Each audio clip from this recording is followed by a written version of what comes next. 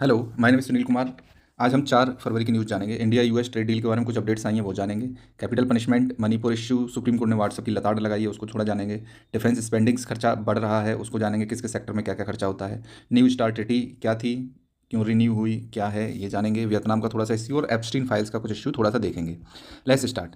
देखो, यूएस ने अनाउंस तो कर दिया है कि इंडिया $500 बिलियन का इम्पोर्ट करेगा यूएसए से अगले 5 साल में। ऑलराइट, लेकिन क्या क्या एक्सपोर्ट करना है, क्या नहीं करना है, ये अभी बिल्कुल भी डिसाइडेड नहीं है। बस हाँ, ऊपर ऊपर से चीज़ें पता हैं कि हम लोग एग्रीकल्चरल गुड्स खरीदेंगे, कुछ एनर्जी का आइटम खरीदेंगे, कुछ एयरक्राफ्ट के पार्ट खरीदेंगे, कुछ टेक्नोलॉजी खरीदेंगे। ठीक है, अभी हम 45.6 बिलियन डॉलर का हमने 2025 में इंपोर्ट किया था। तो अभी $45 बिलियन से $100 बिलियन हम क्या इंपोर्ट करने वाले हैं, क्या इंडियन मार्केट इसको एब्जॉर्ब कर पाएगा कि नहीं कर पाएगा। तो ये हम तब देख पाएंगे जब हमें ये बास्केट ऑफ कमोडिटीज़ डिफाइन हो जाएगी। पहले पता चल जाए कि हम क्या क्या खरीदने वाले हैं यूएस से। गेहूं खरीदेंगे, एग्रीकल्चरल प्रोडक्ट्स खरीदेंगे, या टेक्नोलॉजी खरीदेंगे, हवाई जहाज खरीदेंगे, क्या क्या खरीदेंगे, डिफेंस प्रोडक्ट्स खरीदेंगे।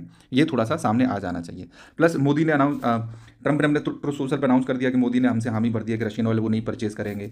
इसका कोई कंफर्मेशन दिया ही नहीं है अभी इंडियन गवर्नमेंट ने, इसका कंफर्मेशन भी आना बाकी है। पर मुझे लगता नहीं है कि इंडिया ने मना किया होगा, क्योंकि इंडिया को वेनेजुएला का ऑयल भी चाहिए, रशिया का ऑयल भी चाहिए, जहाँ से चीप मिल जाए वहाँ से ऑयल चाहिए। ऑलराइट, तो ये सारी बातें अभी देखने के लिए हैं। नेक्स्ट बात करें, ये आर्टिकल आया, we can recover the lost businesses. UP में देखें, लेदर इंडस्ट्री बहुत ज़्यादा अच्छी मानी जाती है। अकेला कानपुर और उन्नाव जो एक्सपोर्ट करता था, वो 8,000 करोड़ रुपए के प्रोडक्ट्स एक्सपोर्ट कर देता था। किसको? यूएसए को। इट इज़ रफली $1 बिलियन। ऑलराइट, $1 बिलियन तो उन्नाव और कानपुर ही कमा के दे देते थे। तो अब चूंकि जब 50% ड्यूटी लग गई थी, टैरिफ लग गया था, तो यहाँ से इंपोर्ट्स में कमी आई थी। तो ऐसा माना जा रहा है कि जो स्मॉल एंड लार्ज जो इंडस्ट्रीज़ हैं, 259 दे रखी कानपुर में और उन्नाव में, तो इनको बहुत ज़्यादा फ़ायदा होने वाला है। प्लस जो एम्प्लॉयमेंट कम हुआ था, इन दो शहरों में ही लगभग 10 लाख लोग काम करते हैं लेदर इंडस्ट्री का, उनको इनका बिजनेस वापस मिलेगा जो यूएसए से ये करते थे। यूएसए वाले इनसे पैसा दे के ऑर्डर परचेज, मतलब ऑर्डर रखेंगे और इनसे लेदर के आइटम्स परचेज करेंगे। प्लस आंध्र प्रदेश के जितने भी ये फार्मर्स थे, श्रिम्प उत्पादन करते थे। दिलीप ने बोला, दिलीप मतलब कोई होगा जाने तो, लेकिन अक्टूबर से हमारे पास, इंडिया के पास कोई ऑर्डर आया ही नहीं यूएसए का ये श्रिम्प के लिए। ऑलराइट, तो इन्होंने अपना पूरा रीरूट कर दिया किसकी तरफ? इक्वादोर की तरफ। अब चूंकि मैंने आपको बताया था जो 40% यूएसए के स्टोर्स में श्रिम्प मिलते हैं, वो हमारे केवल अकेले आंध्र प्रदेश से जाते हैं। आंध्र प्रदेश इंडिया का 60% श्रिम्प प्रोडक्शन करता है। ओवरऑल हमारा जो श्रिम्प प्रोडक्शन है वो 8 लाख टन है पर ईयर में। नहीं समझे? तो 8 लाख टन का 60% केवल केवल आंध्र प्रदेश में होता है, और इस 60% में जो हम लोग एक्सपोर्ट करते हैं वो यूएसए के इम्पोर्ट्स का 40% होता है। नहीं समझे? तो ये 40% श्रिम्प, आप समझ रहे हो, हमको बहुत ज़्यादा इससे फ़ायदा होता था। बट ये 40% श्रिम्प इंपोर्ट करना ही बंद कर दिया यूएसए ने। अब ये इक्वादोर से इंपोर्ट करने लगे थे। तो अब इनको भी ये लग रहा है कि आंध्र प्रदेश के जो फार्मर्स थे कि हम अब अपना श्रिम्प कल्टीवेशन कर पाएंगे तो हमें अच्छा मुनाफा मिलेगा। ठीक है कि नहीं? प्लस ये इस वाला आर्टिकल को देखते हैं पहले। यूएस के फार्म एक्सपोर्ट्स ऑलरेडी बढ़ ही रहे थे, चाहे इंडिया की डील हो या ना हो। ये यूएसए है, ये इंडिया है। ऑलराइट, तो यूएसए के जो फार्म के एक्सपोर्ट हैं इंडिया को, ये ऑलरेडी इंक्रीज हो रहे थे। भले ही यूएसए ने हम पर टैरिफ लगा रखे हैं, भले ही इंडिया ने नहीं लगाए थे, लेकिन हमारे इंपोर्ट्स यूएसए से एग्रीकल्चरल प्रोडक्ट्स के ये इंक्रीज हो ही रहे थे कंटिन्यूसली। अगर वैसे देखा जाए, टोटल सोयाबीन, एथेनॉल और कॉटन, इस सारी चीज़ों को मिला के हमने 34% इंक्रीज देखने को मिला था यूएसए से एग्रीकल्चरल प्रोडक्ट्स के इम्पोर्ट में, है ना। क्योंकि हमारा यही तो कंसर्न है कि हमारा जो यूएसए के एग्रीकल्चरल प्रोडक्ट्स हैं, जो जेनेटिकली मॉडिफाइड प्रोडक्ट्स वगैरह हैं, ये हमारे मार्केट को, हमारे डोमेस्टिक फार्मर्स को हर्ट करेंगे। बट हर्ट करने की तो बात ही छोड़ दो, ये ऑलरेडी हमें इंक्रीज देखने को मिला है। इंडिया के एक्सपोर्ट यूएसए को इतने नहीं ग्रो किए, हमने जो उसको भेजा है उसमें हमारी केवल केवल 5% की वृद्धि आई है देखने को। ठीक है कि नहीं? अभी के लिए अगर देखा जाए, ट्रेड डील में ये क्लियर नहीं है कि इंडिया ने किस हद तक अपना मार्केट एक्सेस दिया है अमेरिका के कॉर्न, एथेनॉल, सोयाबीन और अदर एग्रीकल्चरल कमोडिटीज़ के लिए। ये अभी क्लियर नहीं है, इसको क्लियर करना बाकी है। ठीक है, लेकिन अगर वैसे देखा जाए तो यूएसए के एक्सपोर्ट में 34% का इंक्रीज़ मैंने आपको देखने को मिला है, ये मैं आपको बता चुका हूँ। और इंडिया के एक्सपोर्ट 5.1% बढ़े हैं, ये मैं आपको बता चुका हूँ। US export to India have been led by 3 nuts. देखो, हम लोग यूएसए से क्या ज़्यादा परचेज कर रहे हैं? हम लोग परचेज कर रहे हैं आलमंड्स एंड पिस्ता, मतलब काजू बादाम, काजू नहीं मतलब बादाम और ये पिस्ता, ये ज़्यादा परचेज कर रहे हैं यूएसए से, पहली चीज़। दूसरी, मैंने आपको बताया था पहले कि हमारे यहाँ कॉटन का जो प्रोडक्शन है उसमें कमी आई है, प्रोडक्टिविटी हमारी डिक्रीज़ हुई है। तो हम लोग कॉटन का बहुत ज़्यादा इंपोर्ट कर रहे हैं यूएसए से, क्योंकि हमारे यहाँ टेक्सटाइल को मैन्युफैक्चर करने के लिए कॉटन की बहुत ज़रूरत पड़ती है। ठीक है कि नहीं? तो हमारा कॉटन का इंपोर्ट इंक्रीज़ हुआ है और कॉटन एग्रीकल्चरल प्रोडक्ट्स में आता है। क्रूड सोयाबीन ऑयल का इंपोर्ट हमारा बढ़ा है, सोयाबीन हम वहाँ से ज़्यादा परचेज कर रहे हैं। यूएस, ये प्रीलिम्स के पर्सपेक्टिव से बड़ा फैक्ट है, वर्ल्ड का जो बिगेस्ट एथेनॉल प्रोड्यूसर है ना, वो यूएसए है और एक्सपोर्ट भी सबसे ज़्यादा यही करता है। हम लोग यूएसए से एथेनॉल तो परचेज करते हैं, लेकिन हम लोग कंज्यूम के लिए नहीं करते, मतलब उसके लिए करते हैं, sorry, non fuel industries purpose से करते हैं, फ्यूल में नहीं करते एथेनॉल। जो एथेनॉल ब्लेंडिंग के हमारे टारगेट हैं, उसके लिए हम परचेज नहीं करते यूएसए से। हम other alcohol based chemicals beverages बनाने के लिए इसका यूज़ करते हैं, ठीक है कि नहीं। और ये इसलिए नहीं करते हम अपने फ्यूल के लिए, क्योंकि हम अपने जो डोमेस्टिक फार्मर्स हैं उनसे उनकी क्रॉप्स को परचेज करके, सड़े गले टमाटर और ये सारे आइटम हो गए, उनसे हम अपना एथेनॉल बनाते हैं। अगर हम यूएसए से परचेज करने लगेंगे तो यूएसए का जो एथेनॉल होता है वो कॉर्न बेस्ड होता है ना, और ये इंडिया में आ जाएगा तो हमारे बाकी के फार्मर्स को बहुत ज़्यादा नुकसान होगा। और इंडिया का तो आपको बताइए क्यों हमारे एक्सपोर्ट्स नहीं बढ़े हैं, 5% ही रहे हैं। वो हुआ है ड्यूटी की वजह से, 50% ड्यूटी की वजह से। तो मैंने आपको बता दिया ये कि यूएसए के जो एक्सपोर्ट हैं क्यों बढ़े हैं और किस किस फील्ड में बढ़े हैं। प्लस ये हमारे अपोजिशन के लीडर राहुल गांधी जी, इन्होंने बोल दिया है कि मोदी बिक गया, है ना, पीएम इज़ कम्प्रोमाइज्ड। तो इनकी कुछ जेन्युइन कंसर्न्स हैं, वो ये हैं कि अभी बहुत सारी चीज़ों को बताया नहीं गया है, बहुत ही, मतलब जो ट्रेड के पेपर्स थे वो सामने ही नहीं रखे हैं लोगों ने, है ना। अपोजिशन ने, लीडर जैसे राहुल गांधी, उसने ब्लेम किया है कि क्या क्या तुम्हारी बातचीत हुई है, क्या क्या तुमने साइन किया है, वो एटलीस्ट बताओ तो। कौन कौन से एग्रीकल्चरल सेक्टर्स तुमने सामने मतलब ओपन किए हैं, या फिर अगर एग्रीकल्चरल वो नहीं किए तो जो पेपर्स तुमने साइन किए वो क्या है, किन किन प्रोडक्ट्स पे तुमने जीरो कर दिया है ना। तो ट्रंप ने तो कह दिया कि इंडिया ने सारे टैरिफ जीरो कर दिए, अभी हमारी कंट्री ने इस पर कोई रेस्पॉन्ड ही नहीं किया है ना। तो इस चीज़ पे सवाल पूछा गया है। क्या क्या सवाल पूछे गए, देखो, where are the trade negotiations, कि जो टेक्स्ट होते हैं वो कहाँ हैं, है ना। कोई कागज़ों पे साइन तो किया होगा तुमने, अगर ट्रेड साइन किया, ट्रेड डील किया तो वो कागज़ अभी पब्लिक में नहीं आए हैं। नेक्स्ट, टैरिफ जीरो हो गए हैं, इस पर मोदी ने कुछ बोला ही नहीं है, has not been confirmed by New Delhi. Alright, India का इन्वेस्टमेंट यूएसए में कितना रहने वाला है, यूएसए ने तो अनाउंस कर दिया $500 बिलियन इंडिया परचेज करेगा, लेकिन क्या क्या परचेज करेगा, ये फिगर कहाँ से आया, इस पर कोई बात ही नहीं की गई है अभी। कि अब इंडिया यूएस का ट्रेड ही $131 बिलियन का है। तो आप सोच रहे हो 200 से ज़्यादा बिलियन डॉलर का ट्रेड हो जाएगा अगर इस तरह की चीज़ें होती हैं पर ईयर, मैं बता रहा हूँ। प्लस क्या इंडिया ने रशिया का ऑयल परचेज करने से मना कर दिया है, इस पर भी कुछ नहीं बोला है अभी। प्लस क्या यूएसए ने ईरान के केस में इंडिया को सैंक्शंस दिए, मतलब छूट दिया सैंक्शंस में। अभी यूएसए ने अलाउ किया था कि हम ईरान पर और सैंक्शंस लगाएंगे, जो भी कंट्री ईरान के साथ ट्रेड डील साइन कर रहा है या बिल्कुल छोटी मोटी ट्रेड भी कर रहा है तो उस पर 25% एडिशनल टैरिफ लग जाएंगे। हमारे पास 25 पहले से लगे थे, 25 और लगे थे, तो 50 पहले से लगे हुए थे, 25 और लग जाते तो 75% टैरिफ हो जाते। तो मान लो ये तो रिड्यूस करके जो 50 थे इनको तो 18% कर दिया गया है। तो क्या ये जो 25% है एक्स्ट्रा, क्या इनमें इंडिया को कोई छूट मिली है या नहीं मिली है, इस पर भी कुछ नहीं बताया गया है अभी। तो बहुत सारे सवाल हैं, जेन्युइन सवाल हैं जो अपोजिशन के हैं, जो उठ रहे हैं, उनके जवाब देने की ज़रूरत है। नेक्स्ट, 16th फाइनेंस कमीशन क्या स्टेट्स को साइडलाइन कर रहा है, इसकी बात चल रही है। तो देखो, सेस और सरचार्जेस ये नेट टैक्स प्रोसीड्स का पार्ट नहीं होते हैं। जो इंडिया का जो सेंट्रल गवर्नमेंट का बजट होता है ना, तो उसमें से मतलब कितना, जो फाइनेंस कमीशन है उसने बता रखा है कि हम 41% जो टैक्स कलेक्ट करते हैं, नेट टैक्स प्रोसीड्स हैं, उसको हम स्टेट्स को बांट देंगे, ठीक है।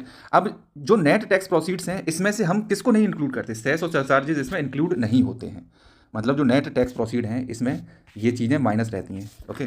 तो अब धीरे धीरे करके ये बताया जा रहा है कि देखो, अगर 100 रुपये अगर सेंट्रल गवर्नमेंट टैक्स कलेक्ट कर रही है तो 2013 से लेकर 2019 तक जो सेस और सरचार्ज लगते थे, ये including cost of tax collection है, टैक्स कलेक्शन की कॉस्ट भी इसमें इंक्लूडेड है। तो 5 से 7%, मतलब 5 से 7 रुपये एक तरह से सेस और सरचार्जेस के होते थे। तो 93 से 95 रुपीज़ के करीब ये स्टेट्स में बांट दिया जाता था, है ना। इसका 41%, ठीक है नहीं, इसका ये डिविजिबल पूल होगा ना, तो इसका 41% स्टेट्स को दे दिया जाता था। 2021-22 में जो सेस सरचार्ज बढ़ के कितने हो गए, 13% हो गए। तो देखो ये डिविजिबल पूल श्रिंक हुआ, पहले 95 रुपये का 41% मिलता था, अब 86 रुपये का 41% मिलेगा।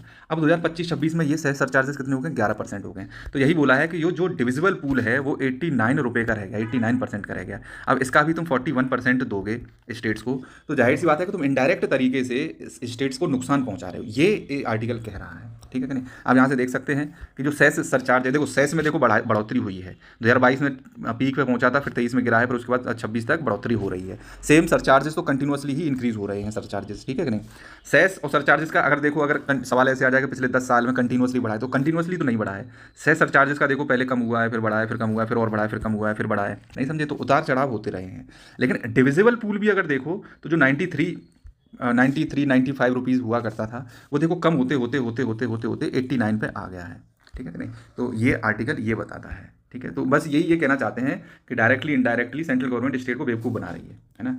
और स्टेट गवर्नमेंट का जो 50% डिविजिबल पूल में हिस्सा मांग रहे थे उसको भी 41% ही रखा गया है। प्लस सेस सरचार्जेस को इंक्लूड करने की बात की जा रही थी कि डिविजिबल पूल में सेस और सरचार्जेस को इंक्लूड करो, तो वो भी मांग मानी नहीं गई है। तो मुद्दा मेन सेस सरचार्जेस का ही ये है कि ये कहना चाहते हैं कि तुम हमको इनडायरेक्टली हमारा जो डिविजिबल पूल है उसको कम करते जा रहे हो in the form of cess and surcharges. 2013 से अगर देखा जाए तो जो सेस सरचार्जेस 5 से 7% लगते थे, इसको बढ़ा के 11% कर दिया गया है। Alright, including the cost of tax collection. I hope ये आर्टिकल तुम लोगों को समझ में आ गया होगा। नेक्स्ट देख लेते हैं। 10 साल में, ये कैपिटल पनिशमेंट की बात कर रहे हैं, कैपिटल पनिशमेंट, इसका मतलब होता है मृत्युदंड। याद रखना, ये मृत्युदंड, मौत की सज़ा है ना, फांसी। तो 10 साल में जो सेशन कोर्ट्स हुआ करते थे, सेशन कोर्ट हैं अभी भी, मतलब हुआ क्या करते थे, मतलब पिछले 10 साल में ये रिपोर्ट दी गई है कि इन्होंने 1310 लोगों को फांसी की सज़ा दी है। और 1310 लोगों में से उठा के ऊपर कितने लोग गए हैं हाई कोर्ट ने, सुओ मोटो 882 केस की सुनवाई कर ली है, जिसमें से अपहेल्ड कितने किए हैं, बाकी सबको तो एक्विट कर दिया, कोई और छोटी मोटी सज़ा दे दी उनको, 70 लोगों को अपहेल्ड किया, ठीक है कि नहीं। प्लस सुप्रीम कोर्ट के पास कितने केसेस गए हैं, डेथ के 38 केस गए हैं। सुप्रीम कोर्ट ने अपहेल्ड कितनों को किया, 0 को किया है पिछले उतने साल में, 3 साल में, नहीं समझे। तो यही है कि जब सुप्रीम कोर्ट को या किसी और कोर्ट को डेथ पनिशमेंट देना ही नहीं है तो तुमने इतने सारे प्रोविजंस क्यों दिए हुए। 12 से 16 प्रोविजन ऐसे हैं भारतीय न्याय संहिता में जिसमें डेथ पनिशमेंट दिया जा सकता है, चाहे वो बच्चों का रेप हो, चाहे हिनियस और क्राइम्स हो, उनके केसेस में। तो यही आर्गूमेंट है कि अगर आपको रेयरेस्ट ऑफ द रेयर जो डॉक्टराइन थी बच्चन सिंह के केस में जो आई थी, Bachchan Singh versus state of Punjab, तो वो यही कहती है कि बहुत ही रेयर केसेस में डेथ की सज़ा दी जाएगी, कैपिटल पनिशमेंट दिया जाएगा। तो यही है कि जब सुप्रीम कोर्ट को रेयरेस्ट ऑफ द रेयर मतलब किसी को देनी ही नहीं है, तो ये कैपिटल पनिशमेंट रखने का क्या मतलब है भाई। से पैसा खर्च होता है। ये देखो, पहले सेशन कोर्ट ने सज़ा दे दी, अब आदमी फिर हाई कोर्ट में जाए केस लड़ने के लिए, दुनिया भर का पैसा वहाँ खर्च करो, फिर सुप्रीम कोर्ट में जाए दुनिया भर का पैसा वहाँ खर्च करो, तो सज़ा होनी नहीं है फांसी की। तो डायरेक्ट ही कह दो कि भाई ये पैसा खा खा के सज़ा मतलब माफ़ी कर दो, उसकी क्या ज़रूरत है कैपिटल पनिशमेंट इतना सब देने की। तो मुद्दे की बात ये है। नेक्स्ट बात कर लें, रुपये और इंटरेस्ट रेट और जीडीपी के क्या प्रॉस्पेक्ट रहने वाले हैं। मतलब रुपया कैसे जाएगा, इंटरेस्ट रेट कैसे जाएंगे, जीडीपी हमारी कैसी ग्रो करेगी जब हमने यूएस के साथ ट्रेड एग्रीमेंट साइन कर लिया है। तो मैंने आपको बताया था कि डॉलर हमारे इंडिया से बाहर जा रहा है, तो अब डॉलर बाहर जाना रुक जाएगा। क्यों? यूएसए ने अपना कॉन्फिडेंस दिखाया इंडिया की इकोनॉमी में, ठीक है कि इसी की वजह से जो रुपये की वैल्यू गिर रही थी, अब रुपये की वैल्यू में सुधार देखने को मिला है। ये देखो 1% स्ट्रेंथन हो गया है लास्ट डॉलर, ठीक है। तो हमारा जो 92 पर पहुंच गया था लास्ट वीक में, वो ट्यूसडे को आके मतलब कल 90 रुपये तक पहुंच गया। मतलब रुपये का अगर देखा जाए तो हमारा इम्प्रूव होगा धीरे धीरे करके, लॉन्ग रन में रुपये की वैल्यू अप्रिशिएट करेगी और मार्च तक आते आते 88 रुपये तक ये पहुंच जाएगा, अंडर 90 हो जाएगा। क्लियर है। और देखा जाए तो हमको देखने को मिलेगा पॉजिटिव कॉन्सिक्वेंसेस, हमें अपनी इम्पैक्ट ऑफ इकोनॉमी क्या होने वाला है। इकोनॉमी हमारी मीनिंगफुल इंक्रीज़ करेगी, है ना। यूएसए इंडिया का लार्जेस्ट डेस्टिनेशन है मर्चेंडाइज एक्सपोर्ट्स के लिए, तो हमारे एक्सपोर्ट्स बढ़ेंगे तो जाहिर सी बात है हमारा मैन्युफैक्चरिंग बढ़ेगी, जॉब बढ़ेंगी, है ना, और पैसा बहुत ज़्यादा आएगा, ठीक है। हमारी ग्रोथ को भी ये ट्रेड डील बूस्ट कर सकती है। इकोनॉमी की जो 7% ग्रोथ रेट रही है, इस बार 7.4% रही है। हम लोग इस बार 6.8 से 7.2% के हमने प्रोजेक्शंस दिए हैं कि इतना हम ग्रो करेंगे, तो हो सकता है ये बढ़ के 8% भी हम ग्रो कर जाएं, केवल और केवल यूएसए की ट्रेड की वजह से, है ना। तो ग्रोथ भी हमारी बहुत अच्छी रहने वाली है। तो मुद्दा ये है कि चाहे इकोनॉमिक ग्रोथ की बात करें हम लोग, चाहे इंटरेस्ट रेट्स की, चाहे रुपये की बात करें, तो everything is going to be well in long term, ऐसा माना जा रहा है इस ट्रेड डील की वजह से। आई होप कि आपको समझ में आ गया। नेक्स्ट मैं आपको मणिपुर का केस बता देता हूँ। 1903 से मैं शुरू करता हूँ। 11 क्रिश्चियन थे बस केवल। 1903 में डेमोग्राफी की बात करें तो मणिपुर में हिंदू मीटी कम्युनिटी के लोग बहुत ज़्यादा थे, ये हिंदू को फॉलो करते हैं, और कुकी वाले क्रिश्चियनिटी को फॉलो करते हैं। तो 1903 में 11 क्रिश्चियंस आए और आज 2026 है, क्रिश्चियंस कितने हो गए? 45% ऑफ द पॉपुलेशन हो गए। समझ लो 11 लोगों से इतना कन्वर्जन हुआ है पिछले 125 सालों में लगभग कि 45% हो गए। देखो ये कन्वर्जन हो गया, पॉपुलेशन हो गई, जीपी में ग्रो करते हैं, ओके, ऐसे करके ज्योमेट्रिक प्रोग्रेशन में ग्रो करते हैं, लीनियरली ग्रो नहीं करते हैं। तो अब बहुत ज़्यादा समय नहीं लगेगा कि ये मीटीज़ भी यहाँ पे धीरे धीरे करके ख़त्म हो जाएंगे जो हिंदू धर्म को फॉलो करने वाले हैं। तो वही चीज़ हुआ 2023 में, एथनिक वायलेंस हुआ मीटीज़ और कुकीज़ के बीच में, ओके, जिसमें कुकीज़ आपके क्रिश्चियनिटी को फॉलो करने वाले, मीटीज़ हिंदू धर्म को फॉलो करने वाले हैं। अक्टूबर 18 में 19 बीजेपी के एमएलए ने लिखा मोदी को कि भैया सीएम जो वहाँ के हैं बायरन सिंह, इनको रिमूव कर दो, ओके। फिर उसके बाद यहाँ पे चूंकि जॉइंट गवर्नमेंट बन रही थी, एनपीपी ने विड्रॉ कर लिया अपना सपोर्ट और बायरन सिंह की गवर्नमेंट गिर गई, है ना। बायरन सिंह ने चीफ मिनिस्टर की पोस्ट रिजाइन कर लिया। उसके बाद प्रेसिडेंट रूल लग गया फरवरी 2025 में मणिपुर में प्रेसिडेंट रूल लग गया, आर्टिकल 356 के अंतर्गत लगता है ये।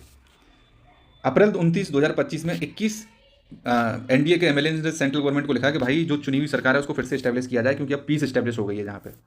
मई में बहुत सारे एमएलए गवर्नर के पास मिलने के लिए गए। उन्होंने कहा कि देखो भाई, हमारे पास मेजोरिटी सपोर्ट है, हम इसमें गवर्नमेंट बनाना चाहते हैं।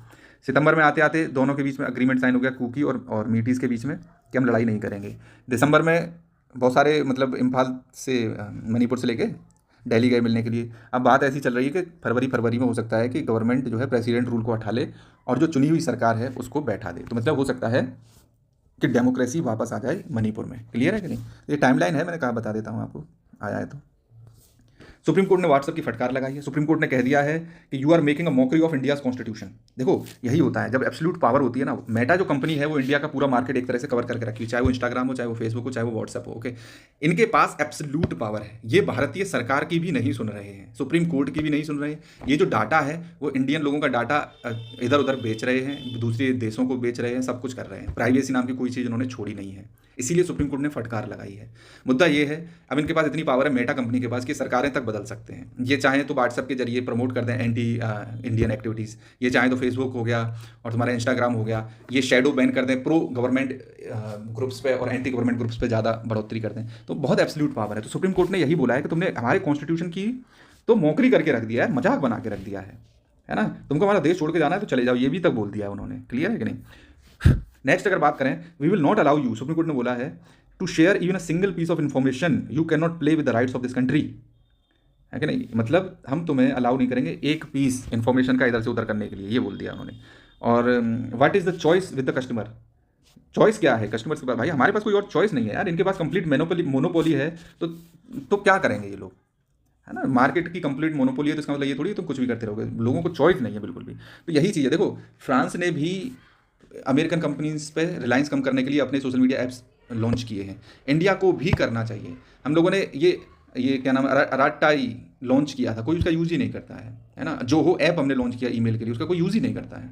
अनटिल और अनलेस हम लोग इनका यूज़ ना करें तब तक कैसे हम इन कंपनियों से लड़ सकते हैं? Okay, the choice is very simple, या तो हमारे हिसाब से काम करो, नहीं तो हमारे देश छोड़ के चले जाओ, ऐसा भी बोल दिया है सुप्रीम कोर्ट ने। और सुप्रीम कोर्ट ने एक बहुत बड़ी बात कही है, our privacy data, our personal data is not only sold, केवल बेचा ही नहीं जाता है, इसको कॉमर्शियली एक्सप्लॉइट करके रख दिया गया है ना। We feel we are the consumer, हम लोगों को लगता है कि हम मेटा का ये प्रोडक्ट कंज्यूम कर रहे हैं, ये कर रहे हैं ना। वी आर द प्रोडक्ट, हम प्रोडक्ट हैं, हमको ये कंपनियां मिलकर कंज्यूम कर रही हैं, हमें खाए जा रही हैं ये कंपनियां धीरे धीरे करके। तो बहुत बड़ी बात है, डाटा प्राइवेसी की बहुत बड़ा इशू है ये। नेक्स्ट बात कर लेते हैं, कैपिटल स्पेंडिंग्स कैसे इंक्रीज हुई हैं। अब देखो मिनिस्ट्री ऑफ डिफेंस का जो टोटल पैसा हमको मिलता है वो धीरे धीरे करके साल दर साल बढ़ाई है। आप देखोगे कंटिन्यूअस एब्सोल्यूट टर्म्स में राइज हुआ है। Okay, but as a percentage of GDP बात करें तो वो एक्सपेंडिचर कितना रहा है as a budget, sorry percentage of budget बात करते हैं, पहले 16% था, धीरे धीरे कम हुआ है, अब बढ़ रहा है, कम हो रहा है, बढ़ रहा है, कम हो रहा है। ठीक है, अब 2026 में बात करें, 2025 में 13.7% था। 2026 का जो बजटरी एस्टीमेट हमने उसको कम करके रखा, देखो 13.7 से 13.4 रखा हुआ है। ये बजटरी एस्टीमेट्स थे, लेकिन रिवाइज्ड एस्टीमेट्स आए, ये बढ़ गए हैं, कितना हो गया 14.8%। ओके, तो कम ज़्यादा होता रहता है, लेकिन एब्सोल्यूट टर्म्स में जो 1000 करोड़ की हम बात करते हैं, थाउजेंड्स ऑफ करोड़ रुपीज़ में अगर बात करें तो पैसा बढ़ा है। ठीक है, बट अगर परसेंटेजेस की बात करें तो देखो अब 14.8 रिवाइज एस्टीमेट से 2027 फाइनेंशियल ईयर के लिए जो बजटरी एस्टीमेट है वो इससे कम है। ठीक है कि नहीं? तो हो सकता है ये आगे चल के जब 2027 का बजट आएगा, रिवाइज एस्टीमेट्स आएंगे तो ये बढ़ जाएँ। तो मुद्दा ये है, ठीक है कि नहीं? तो ये गन वर्सेस बटर डायलेमा है इंडिया के पास कि हम गन्स खरीदें या ह्यूमन कैपिटल पर फोकस करें, है ना। तो मिनिस्ट्री ऑफ डिफेंस का जो देखो पेंशन की, अब पैसा कहाँ कहाँ खर्च हुआ है इसको देख लेते हैं। पेंशन का पैसा देखो श्रिंक हो रहा है धीरे धीरे करके, 21 था 21 से 23 था 23 से 21 हो गया है परसेंटेज डिफेंस बजट में। ये जो कैपिटल आउटले है वो धीरे धीरे करके बढ़ रहा है। ठीक है, 26 था, 26 से 25 हुआ, अब इसको बढ़ा दिया गया, कैपिटल एक्सपेंडिचर हम बढ़ा रहे हैं, मशीन गोला बारूद ये सब ज़्यादा खरीद रहे हैं। पेंशन का भी पैसा कम हो रहा है, परसेंटेज एक्सपेंडिचर देखें सैलरीज एंड पेंशन का। ठीक है कि नहीं? तो ये देखने को मिल रहा है, तो इसका थोड़ा सा बस याद रखना। मतलब मुद्दा ये है, ये आर्टिकल ये कह रहा है कि हमारा जो बजट का जो मैक्सिमम खर्चा है वो हम कैपिटल एसेट्स पे ज़्यादा खर्च कर रहे हैं। ठीक है कि नहीं? मुद्दा ये है, जो हमने 75% की लिमिट रखी हुई है कि इंडिया से ही हम परचेज़ करेंगे जितना भी है। तो इंडिया की डोमेस्टिक जो कंपनीज़ हैं जो डिफेंस के इक्विपमेंट्स बनाती हैं, क्या वो इंडिया की 75% की डिमांड को मीट कर सकती हैं कि नहीं? तो ये देखने को मिलेगा। अगर इंडिया की कंपनियां 100% अगर इंडिया की डिफेंस सप्लाईज़ को नीड्स को मीट कर सके तो हम विदेश को पैसा दें ही ना, ये भी मुद्दा है। तो ये जो 27.9% पैसा जो बजट का, 27.9% जो पैसा है बजट का, जो हम डिफेंस प्रोक्योरमेंट में खर्च करने वाले हैं, पूरा का पूरा इंडिया में ही खर्च हो जाए, है ना। तो आत्मनिर्भर भारत इनिशिएटिव्स लेने की बहुत ज़रूरत है, डिफेंस मैन्युफैक्चरिंग कैपेबिलिटीज़ को बढ़ाने की बहुत ज़रूरत है। नेक्स्ट है जो नेशनल क्लीन एयर प्रोग्राम के जो फंड्स हैं वो अंडर यूटिलाइज्ड हैं दिल्ली में। दिल्ली में 99.77 करोड़ रुपए एलोकेट किए गए थे एनसीएपी प्रोग्राम के अंतर्गत, तो इसका 14 करोड़ ही खर्च हुए हैं, मतलब 14% ही लगभग खर्च किया गया है। नोएडा वालों ने 30% खर्च किए हैं, फरीदाबाद ने 50% खर्च कर दिए हैं, और गाजियाबाद ने लगभग 80% पैसा खर्च कर दिया है। तो मुद्दे की बात ये है, दिल्ली की हवा कैसे साफ़ हो जब ये लोग पैसा ही नहीं खर्च कर रहे हैं वहाँ पर। तो नेशनल क्लीन एयर प्रोग्राम के तहत पैसा जुडिशियसली खर्च नहीं हो रहा है। प्लस ये मैं आपको बता चुका हूँ, menstrual hygiene health under article 21 के तहत सुप्रीम कोर्ट ने एक फंडामेंटल राइट डिक्लेयर कर दिया है। Just remember this fact. Next बात करते हैं उत्तर प्रदेश से रिलेटेड, ये कुछ जानकारी आई है। एक हम उत्तर प्रदेश में मॉडल सोलर सिटी डेवलप कर रहे हैं, अयोध्या है मॉडल सोलर सिटी, ठीक है। हमारी सोलर एनर्जी पॉलिसी रही है 2022 की यूपी की, उसको मैं बता दूं। जो इंडिया का टारगेट है 2030 तक हमें 500 gigawatt solar energy capacity establish कर देनी है। यूपी का हमारा टारगेट क्या है, 22 गीगावाट का है 2026-27 तक। इस टारगेट को आप याद रखिएगा, ये पूछा जा सकता है, ठीक है कि नहीं। प्लस पीएम सोलर जो पॉलिसी फ्रेमवर्क है, सूर्य ग्रह योजना, उसके तहत जो सेंट्रल गवर्नमेंट है अप टू 78,000 तक ये लोग मतलब सब्सिडी दे देते हैं 1 से 3 किलोवाट का अगर हम सिस्टम लगवाएं तो। इसके ऊपर से स्टेट गवर्नमेंट 15 से 30,000 तक की सैलरी वो देती है, सब्सिडी, ठीक है कि नहीं, इतना पता होना चाहिए। प्लस जो ग्रीन हाइड्रोजन पॉलिसी हमारी यूपी की, उसमें हमको बस ये टारगेट याद रखने हैं, हमें 1 million metric ton per year production करना है। इन चीज़ों का, 2 चीज़ों का, green hydrogen and green ammonia, by 2028, ये भी याद रखिएगा। तो 1 MMT का टारगेट है बाई 2028, ओके, ये आप याद रखिएगा। और बहुत ज़्यादा कुछ है नहीं इसमें। प्लस ईरान के प्रेसिडेंट ने वॉव किया है, मतलब कसम खाई है, मतलब सीख किया है, सॉरी वाव नहीं किया, नाव लिखा है सॉरी, कि फेयर एंड इक्विटेबल नेगोशिएशंस होने चाहिए यूएसए के साथ, हमारे साथ नाइंसाफ़ी नहीं होनी चाहिए, ठीक है। वियतनाम के डॉक्यूमेंट्स ने, मिलिट्री डॉक्यूमेंट्स ने रिलीज़ किया है कि ये फिर से अमेरिका के साथ युद्ध लड़ना चाह रहे थे। पहले मैं आपको थोड़ा सा बता दूँ, ये वियतनाम कि कौन कौन सी कंट्रीज इसको सराउंड कर रही हैं। चाइना, लाओस और कंबोडिया, ये 3 ही कंट्री हैं जो बॉर्डर कर रही हैं। रिमेंबर दिस, थाईलैंड इसको बॉर्डर नहीं कर रहा है। ये है गल्फ ऑफ थाईलैंड, ये है गल्फ ऑफ टोनकिन, गल्फ ऑफ टोनकिन है, ठीक है कि नहीं, इसको याद रखिए। ये हैनाइन आइलैंड, आई थिंक हैनाइन आइलैंड।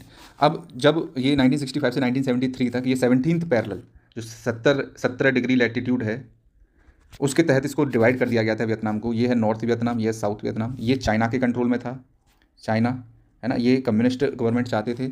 ये यूएसए के कंट्रोल में था, ये यूएसए इसमें क्या चाहते थे, डेमोक्रेसी चाहते थे। तो 1965 से लेकर 1973 तक यूएसए में और चाइना में एक प्रॉक्सी वॉर हुआ यहाँ पे, वियतनाम वॉर्स के नाम से जानते हैं। ये आपस में खूब लड़े। 1973 में यूएसए भाग गया और ये यूनाइट हो गया और वियतनाम की सरकार तब से चल रही है।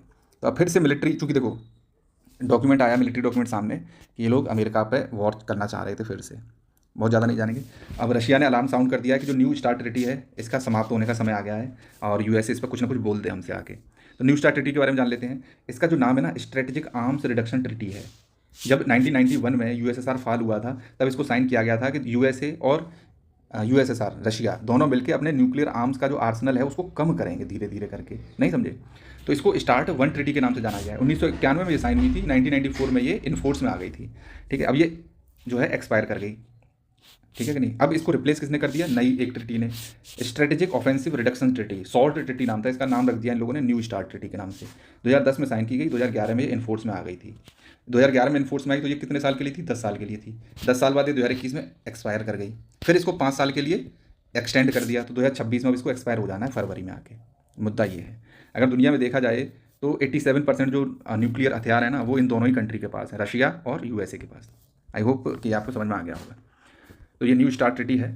ये पूछ सकते हैं किन 2 कंट्रियों के बीच में है, तो यूएसए और रशिया के बीच में है। कब साइन की गई, 2011 वाली है ये, है ना, 2011 में, मतलब 2010 में साइन की गई थी, 2011 में इन्फोर्स में आई थी। तो वॉशिंगटन, देखो ईरान अभी तो यहाँ पे बोला है क्या कि हम इक्वल टर्म्स पे बात करना चाहते हैं। अब इस पर बात करने से पहले इन्होंने चुपचाप पहले एक ड्रोन भेज के देखा। ये इनका मिलिट्री एयरक्राफ्ट है, मैं इसके बारे में कई बार बता चुका हूँ। यूएसए का शिप है अब्राहम लिंकन, ये है ना, एयरक्राफ्ट करिए। तो इसने एक ड्रोन भेजा कि हम एक ड्रोन भेज के देखते हैं, इस पर टकरा जाएगा और ये डूब जाएगा और $1 बिलियन का नुकसान हो जाएगा यूएसए का, बिलियंस ऑफ डॉलर का। तो चूंकि इतनी आसानी से थोड़ी ना डूबने देंगे तो इसको बचा लिया, ऐसा करके है न्यूज़ में। प्लस ये आप याद रखिएगा, अर्जेंटीना में बहुत बड़ी आग लगी। ये चुबुट, CHU चुबट, या जो भी पढ़ना चाहो, इस नाम की जगह में आग लगी। और मतलब जो ब्यूनो आयरस, इसकी जो कैपिटल है ना अर्जेंटीना की, ब्यूनो आयरस, मान लो इतनी बड़ी है, तो इसके डबल साइज़ के एरिया जल के राख हो गया है, समझ लो, इतनी भयंकर आग थी। तो ये फोटोज़ हैं, देखो कितने जल रहे हैं, कहीं कहीं कुछ कुछ पेड़ बचे हुए हैं। A lot of area has been means damaged by this fire. बस ये आप याद रखिएगा, चूबट एरिया कहाँ पे पड़ता है? ये अर्जेंटीना। ऑलराइट, अब देखो, अब ये एप्स्टीन फाइल्स की बात करते हैं। बहुत बड़े बड़े लोगों के नाम सामने आ रहे हैं एप्स्टीन फाइल में। तो यूनाइटेड किंगडम का एक पॉलिटिशियन था पीटर मैंडेलसन, इसने हाउस ऑफ लॉर्ड्स को क्विट कर दिया है। इसमें केवल यही नहीं था, यूके की जो रॉयल फैमिली है ना, उसका भी नाम इसमें शामिल है। नेक्स्ट बात करते हैं, जो क्लिंटन है उसने एग्री किया है कि ये हिलेरी क्लिंटन, देखो इसका तो वीडियो भी वायरल है, जब ये खुद कह रही थी, मतलब बच्चों का जो सेक्रीफाइस था, मतलब ईमेल वायरल हुआ है एप्स्टीन फाइल में कि बच्चों का जो सेक्रीफाइस का जो वीडियो था वो इसका मतलब सबसे फेवरेट वीडियो था। दे हैव कंज्यूम्ड ह्यूमंस, बच्चों को बेसिकली ये खाते हैं। ये जो फोटो मैंने दे रखा है, इस राक्षस का नाम है बाल, BAAL, बाल। ये जो राक्षस है, डीमन है, ये प्री क्रिश्चियन एरा का है। उससे भी 2000 साल पहले ये इसकी पूजा करते थे। ओके, 2000 साल पहले इसकी ये पूजा करते थे, और क्रिश्चियन के भी आने से पहले, मतलब जीसस के आने से पहले। हमारा इंडिया जो था, मैं थोड़ा सा मैप बना लूँ, सॉरी, लेट मी पॉज। देखो, अगर ये वर्ल्ड है, ये हमारा इंडिया है, यहाँ पे तो हम लोग धार्मिक चीज़ें पूजा करते थे, सबसे बढ़िया रिलीजन यही था। उसके बाद जो ए रीजन है, मिडिल ईस्ट का रीजन, यहाँ पर पेगन गॉड्स की ये लोग पूजा करते थे। ओके, तो ये बाल, इसके लिए सेक्रीफाइस किए जाते थे छोटे छोटे बच्चे। पहले इनको टॉर्चर किया जाता था, ओके, फिर इनको सेक्रीफाइस किया जाता था, फिर इनको कंज्यूम किया जाता था, खाया जाता था। ये ऐसा क्यों करते थे? ये करते थे पावर के लिए, मनी के लिए, ठीक है कि नहीं, और लॉन्ग लाइफ। ये ही पेगन वर्शिपर्स, ये चीज़ चलती रही है, चलती रही है, चलती रही है। मोस्टली ये ज्यूज़ कम्युनिटी वाले इसको फॉलो करते थे, है ना। ज्यूज़ जो कुछ तो फायर फेस्टिवल को मानते हैं, वो ज्यूज़ की बात नहीं कर रहा हूँ, लेकिन कुछ ज्यूज़ ऐसे हैं जो इन पेगन गॉड्स की आज भी पूजा करते हैं। तो इन्हीं में से एक ज्यू था जिसका नाम था जीसस। वो उसके खिलाफ आया, उसने लड़ाई की, जीसस को क्रूसीफाई कर दिया गया, लटका दिया गया, नहीं समझे। अब इसको माना ऐसा जाता है कि इसको जो रेजरेक्ट किया गया था, इसी बाल की पूजा करके रेजरेक्ट किया गया था, ठीक है। अब इसको क्रिश्चियनिटी को मतलब जीसस को भगवान बना दिया, क्रिश्चियनिटी नया रिलीजन बन के सामने आया। तो उसके बाद भी पूरी दुनिया क्रिश्चियन हो गई, लेकिन ये लोग, इसकी पूजा करने वाले लोग, धीरे धीरे करके शैडोज़ में बने रहे। ये आज भी पूरी दुनिया को कंट्रोल करते हैं। जो टॉप मोस्ट ब्रांचेज़ हैं, जैसे फैमिलीज़ हैं, रॉथशाइल्ड की हो गई, और भी बहुत सारी फैमिलीज़ आती हैं, मुझे तो नाम भी नहीं पता उनके। आप चाहें तो मैं एक वीडियो डेडिकेटेड ला सकता हूँ। इंग्लैंड के किंग की फैमिली है। आज भी जितने भी रिच लोग हैं, पूरी एंटरटेनमेंट इंडस्ट्री हो, मीडिया इंडस्ट्री हो, चाहे मैन्युफैक्चरिंग, चाहे बैंकिंग इंडस्ट्री हो, सबको ये लोग कंट्रोल करते हैं। They control everything. Let me give you a figure. इस फिगर की मैं बात कर रहा हूँ, ये देखो, जो सबसे लोअर स्ट्रेटा पे है वो है आम आदमी, हम और आपके जैसे लोग। उसके ऊपर आती है गवर्नमेंट्स, ठीक है, जो देश की सरकार है। जैसे इस समय मोदी पावर में है ना, यूएसए में ट्रंप पावर में है। यहाँ पर इस स्तर पर जितनी भी लड़ाइयाँ होती हैं ना, वो सब इन लोगों को पता रहती हैं। आम आदमियों को केवल सरकारों में क्या हो रहा है, क्या नहीं हो रहा है, बस इतना ही पता रहता है। इन सरकारों को चलाने वाले बहुत ही बड़े बड़े इंस्टीट्यूशंस हैं। यूनाइटेड नेशंस हो गया, हेल्थ ऑर्गेनाइजेशन, WTO, इस तरह की ऑर्गेनाइजेशंस इन गवर्नमेंट्स को चलाती हैं, पॉलिसीज डिसाइड करती हैं। इन ऑर्गेनाइजेशंस को चलाने वाले हैं बड़े बड़े बैंक, नहीं समझे। ये बैंक को ओन करता है एक सेंट्रल बैंक, ठीक है कि नहीं। इनको ओन करने वाले लोग हैं ये माफिया, ये हैं कुछ फैमिलीज गिनी चुनी, रॉथशाइल्ड हो गए, ये सब हो गए। ये दोनों तरफ से लड़ते हैं। मतलब अगर USA और USSR में लड़ाई चल रही होगी ना, तो ये आदमी बैठ के इसको भी पैसे दे रहा होगा, इसको भी पैसे दे रहा होगा, बीच में से प्रॉफिट ले रहा होगा। इन लोगों के तो नाम भी नहीं पता होते लोगों को, नहीं समझे। यही जो सेंट्रल बैंक है, जो इंग्लैंड में थी, इन्होंने USA के फेडरल रिजर्व को बनवाने के लिए, ऐसा माना जाता है कि टाइटन को डुबा दिया था, है ना। Titanic sink because the 3 most important people जो अगेंस्ट थे US के फेडरल रिजर्व के, they were on that ship, है ना। और जो JP मॉर्गन भी उस पर जाना था, लेकिन JP मॉर्गन ने एंड टाइम पे आके उस सेंट्रल बैंक का, US फेडरल रिजर्व का सपोर्ट कर दिया था, और वो उस शिप पे नहीं गया। और जो 3 मेन लोग अपोज कर रहे थे वो उस शिप पे थे, और उसको डुबा दिया गया। तो यही सारी चीज़ें हैं। तो ये जो ट्रायंगल आप कहीं भी देखोगे ना, ये ट्रायंगल, इसमें ये बीच में आँख है, प्लस इस तरह का साइन पीडोफाइल्स का, है ना। There are a lot of things that you guys don't know. मैं इस पर एक डेडिकेटेड वीडियो लाऊंगा, अगर आप चाहते हैं तो मुझे बताना। तब तक के लिए बाय, और सर्च करो मुझे टेलीग्राम पे, ठीक है। अरे यार, I don't know why. Thank you. मैं लिख देता हूँ यहाँ पर @news2notes, सर्च करेंगे आप और आपको मेरा चैनल मिल जाएगा। Thank you.